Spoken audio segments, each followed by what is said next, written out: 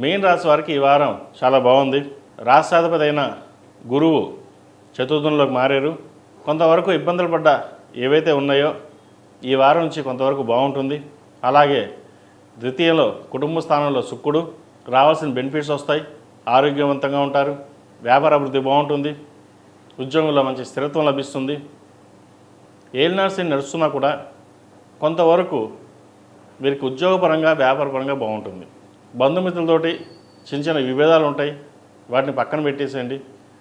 వ్యాపారం మీద ఉద్యోగం మీదే కాన్సన్ట్రేషన్ చేసుకోవడం చెప్పదగినది.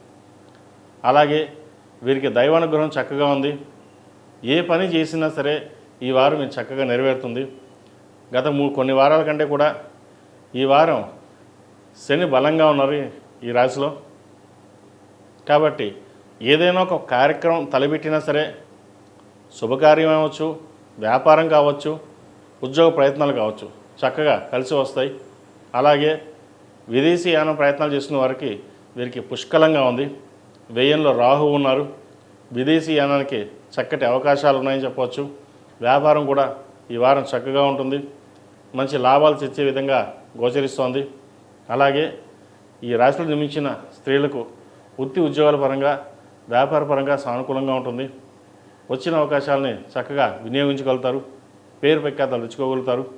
బయట ఎవరు ఎన్ని చెప్పినా ఇంట్లో వాళ్ళ సహాయ సహకారాలు మీకు ఎప్పుడు లభిస్తాయి. వారి అండదండలు ఎప్పుడు ఉంటుంది. కుటుంబ బాధ్యతలు కూడా మీరే మోయవలసిన పరిస్థితి కూడా ఉంటుంది. రావాల్సిన సమయంలో చక్కగా ధనం చేతికి అందుతుంది.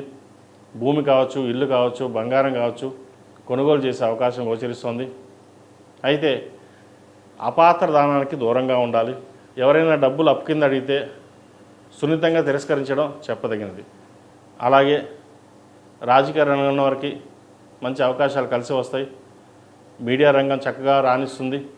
సాఫ్ట్వేర్ రంగం, రియల్ ఎస్టేట్, సినిమా ఇండస్ట్రీ వీళ్ళకి ఈ వారం అనుకూలంగా ఉందని చెప్పచ్చు.